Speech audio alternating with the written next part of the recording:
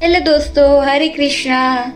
તો ફરી પાછી હું આવી ગઈ છું એક નવી જગ્યા લઈને.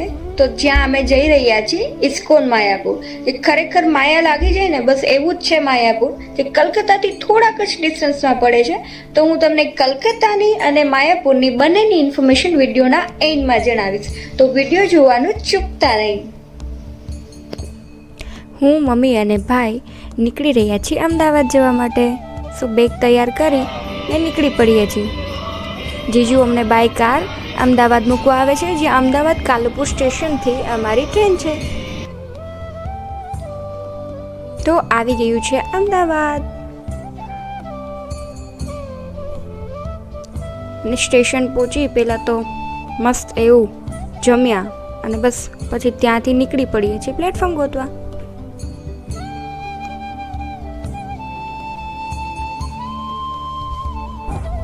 Platform number 8.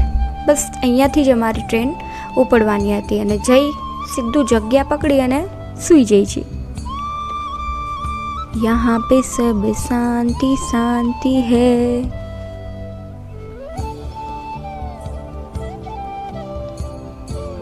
સો પહેલો દિવસ થોડા લેટ ઉઠીએ છીએ અને મસ્ત મજાનો નજારો જોઈએ છે સવારમાં.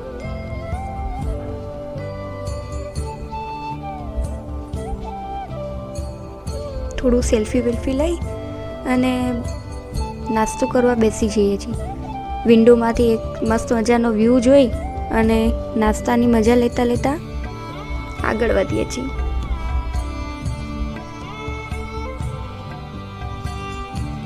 બસ આખો દિવસ ઘરનાઓ સાથે વાતો કરીને કંઈક ને કંઈક એક્ટિવિટી કરીને જોઈને ટાઈમ કાઢીએ છીએ. સાંજ પડી જાય છે ને ચાનો કાંટો તો ચડાવવો જ પડે.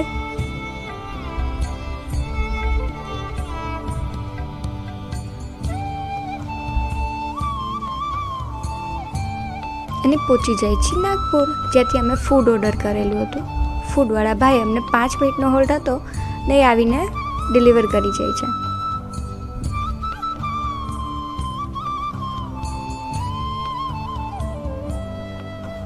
એન્ડ સેકન્ડ ડે ફાઇનલી બસ હવે થોડું જ ડિસ્ટન્સ કાઢવાનું છે. અમે 1 દિવસ અને 19 કલાકનું જર્ની અમે ટ્રેનમાં કરેલું હતું. ત્યારે અમે હાવડા કલકત્તા પહોંચવાના છીએ.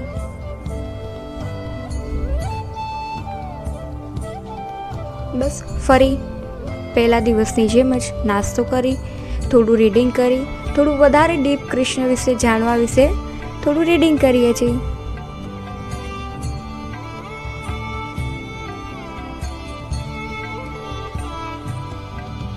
ઝારખંડથી પાસ થતાં આગળ વધતા જઈએ છીએ અને ફાઇનલી પહોંચી જઈએ છીએ હાવડા.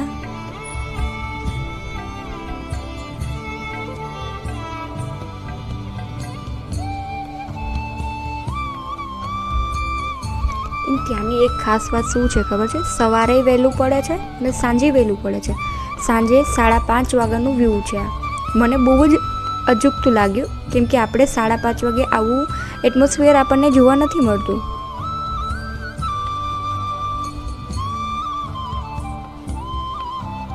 હરેક ઘરની બહાર ગ્રીનરી છે, હરેક ઘરની બહાર એક તળાવ છે. જાણે આમ પર્સનલ જ હોય ને બધાનું એવું લાગે, પણ બહુ જ મસ્ત.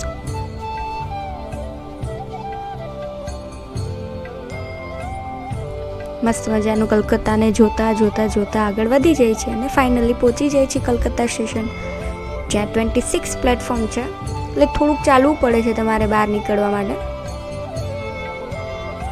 એ બસ ચાલતા બહાર નીકળી જાય છે અને નીકળતા જ તમને ત્યાં સામે હાવડા બ્રિજ દેખાઈ જાય છે. હા, બસ એ જ ગ્રીન લાઇટ જે દેખાય છે ને એ જ છે.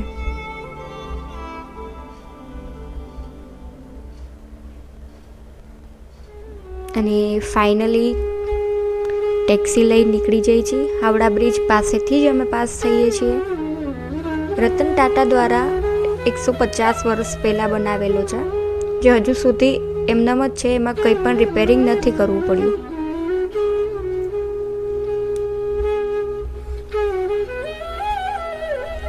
બસ બજારમાંથી થતાં થતાં કલકત્તાને જોતા જઈએ છીએ. યલો ટેક્સી તમને ત્યાં બહુ જોવા મળે. શોપિંગ માટેનું એક્સાઇટમેન્ટ મને એટલું વધતું જાય છે બજાર જોયા પછી.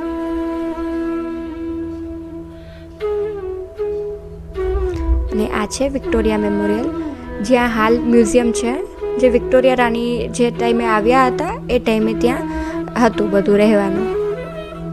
અને ફાઇનલી ગુજરાતી સમાજ પહોંચી જાય છે, જે તમને રહેવાનું સારી એવી ફેસિલિટી અને જમવાનું પણ સાથે મળી જાય છે.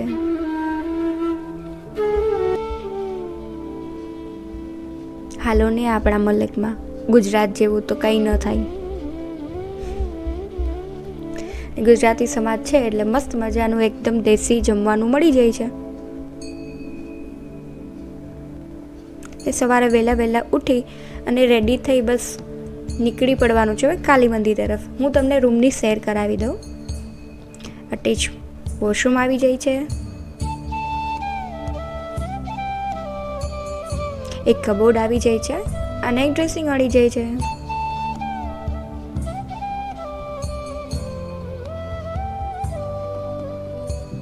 બસ બહાર નીકળતા જ પહેલાં તો ચાનો કાંટો ચડાવી લે છે અને ટેક્સી બોલાવી બસ જઈએ છીએ હવે કાલી મંદિર તરફ. ટેક્સી આવી ગઈ છે. એ કાલી મંદિરનું કોરિડોર છે, જ્યાં અહીંયાથી અંદર એન્ટર થવાનું હોય છે અને અંદર તમને આ ટાઈપનું જોવા મળે છે. જ્યાં રેલિંગ છે ત્યાં રેલિંગમાં લાઈનમાં લાગવું પડે છે. વીઆઈપી દર્શન પણ થાય છે અહીંયા.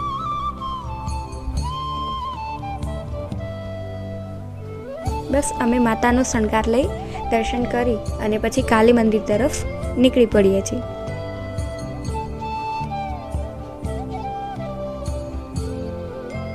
કાલી મંદિરથી કાલી ઘાટ જઈ અને ફરી પાછું ટેક્સી લઈ નીકળી પડીએ છીએ સ્ટેશન જવા માટે.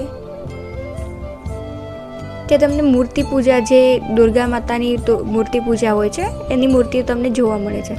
અને સ્ટેશન પહોંચી જાય છે, બિઝીએસ્ટ સ્ટેશન મને તો એવું લાગ્યું. અને ત્યાંથી કાટવા લોકલ લઈ અમે નવદ્વીપ ધામ જઈ રહ્યા છીએ. નવદ્વીપ ધામથી માયાપુર જવાનું છે અને સ્ટેશન માયાપુર પહોંચવા માટે અમે સ્ટેશનથી રિક્ષા લઈ અને બોટ તરફ જઈએ છીએ, જ્યાં બોટ સ્ટેશનથી આપણને માયાપુર છોડી દે છે. બસ ટિકિટ લઈ અને નીકળી પડીએ છીએ બોટમાં.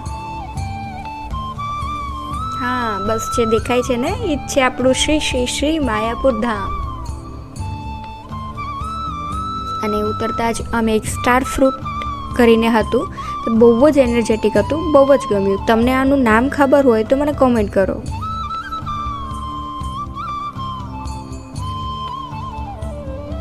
બસ ફાઇનલી પહોંચી જાય છે શ્રી માયાપુર ધામ. ત્યાં ભજન કુટીર છે, જે તમને 24 કલાક કીર્તન ચાલુ હોય છે. અને આ મંદિરનો બહારનો વ્યૂ છે, જે બહારથી જ આટલું સરસ છે, વિચારો અંદર કેટલું સરસ હશે. અમે ગીતા ભવનમાં એડવાન્સ બુકિંગ કરેલું હતું, ત્યાં એન્ટર થતાં જ તમને આ ટાઈપનું લુક જોવા મળે છે. અને અંદર જતાં જ તમને ત્યાંનું બધી ફેસિલિટીઝને તમને કી બધું તમને જણાવી દે છે. બસ આ ટાઈપના તમને 4 થી 5 ભવન છે, જ્યાં તમને રહેવાની ફેસિલિટી સારી એવી મળી જાય છે. આ અમારા રૂમની ફેસિલિટી છે, જે 4 બેડ મળી જાય છે. નીલ માધવ વિથ અષ્ટસખી, શીલ પ્રભુપાદ, સાથે બાલ્કની મળી જાય છે.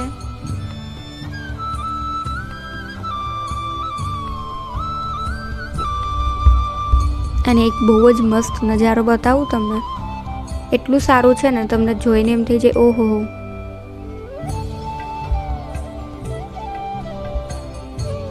સી છે ને. બસ હવે મંદિર જવા માટે બહુ જ એક્સાઇટમેન્ટ વધતું જાય છે કે જલ્દી જઈ અને જલ્દી રાધા કૃષ્ણના દર્શન કરું. ત્યાં આ ટાઈપના એરોસ લાગેલા છે, જે તમને બધી હેલ્પ કરે છે, કઈ બાજુ તમારે જવું છે હરેક જગ્યાના એરો મળી. અને ત્યાં કેમેરા, મોબાઈલ ફોન કે લેપટોપ્સ અલાઉડ નથી, તો હું તમને અંદરના દર્શન તો નહીં કરાવી શકું, પણ જણાવીશ જરૂર. ત્યાં અષ્ટસખી સાથે આપણે રાધાકૃષ્ણ છે, પંચતત્વ છે, જેનું મૂર્તિ એટલું સારું છે કે તમે બસ એનામાં જ ખોવાઈ જશો. તમે જોશો ને તમને ત્યાંથી હટવાનું મન નહીં થાય. બહુ જ સારા દર્શન રહ્યા. અને સેકન્ડ ડે બસ અમે ઉઠી નાસ્તો માટે પહોંચી જઈએ છીએ ગોવિંદા સ્નેક, જે તમને યમીએસ્ટ બધી જ ટાઈપનું ફાસ્ટ ફૂડ પણ મળી જાય છે. અને બસ ત્યાંથી અમે જઈએ છીએ હવે મંદિરની વિઝિટમાં, જ્યાં આપણે ચંદ્રોદય મંદિર છે તેનું અંદરથી જ હજુ બાકી છે.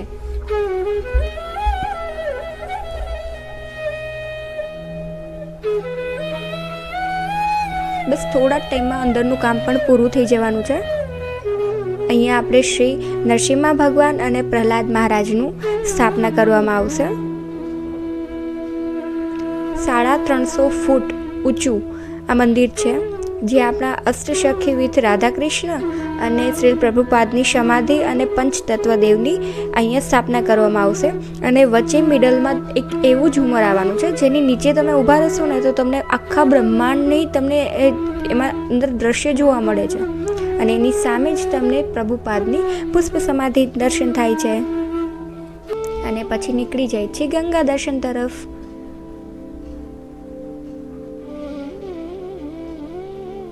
ગંગા મૈયાના આશીર્વાદ લઈ દર્શન કરી અને સ્નાન કરી બસ પછી નીકળી પડ્યા છીએ માયાપુરના બીજા મંદિરોના દર્શન કરવા માટે.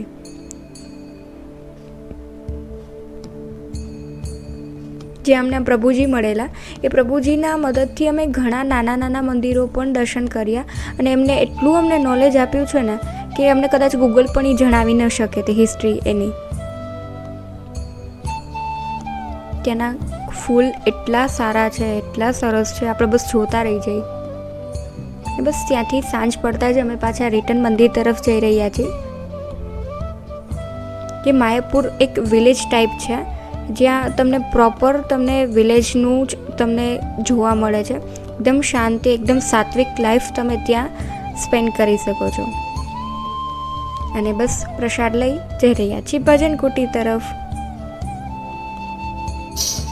Krishna Krishna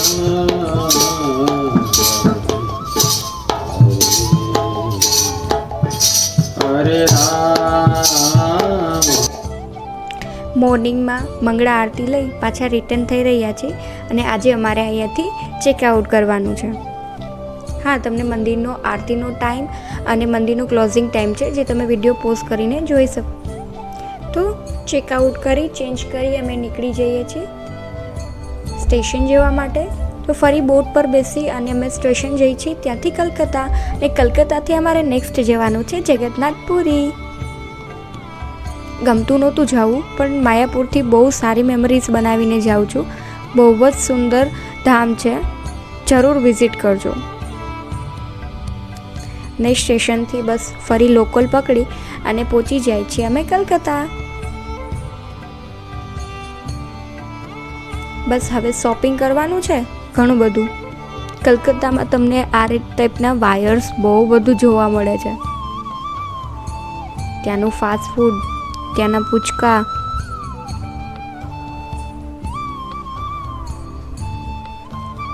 બસ આખો દિવસ આમ જ નવું નવું કંઈ પણ ટેસ્ટ કરતા ગયા અને ઘણી બધી શોપિંગ કરી. ઘરના માટે, અમારા માટે બહુ બધી શોપિંગ કરી. મારી તો આ ધામ યાત્રા ખૂબ જ મજેદાર અને યાદગાર રહી છે. જો તમે બાય ટ્રેન જઈ રહ્યા છો તો 5 થી 6 હજારમાં તમારે આવવા જવાનું બુકિંગ આરામથી થઈ જાય છે. અને કલકત્તામાં પણ તમને ઉબર સારું પડે છે. જે કલકત્તામાં તમે ફરવા જાઓ છો શોપિંગમાં, તો ઉબરથી સારું પડે છે. અને રહેવા માટે પણ તમને 400 થી 600માં સારી એવી ફેસિલિટી સાથે રૂમ્સ, હોટલ મળી રહે છે. અને ફૂડ પણ તમને, અને વેજમાં પણ સારા એવા ઓપ્શન તમને 200-300માં આરામથી ફૂલ ડેનું તમે ફૂડ કરી શકો છો. અને આશા કરું છું કે તમને મારો વિડીયો ગમ્યો હશે અને હેલ્પફુલ રહ્યો હશે.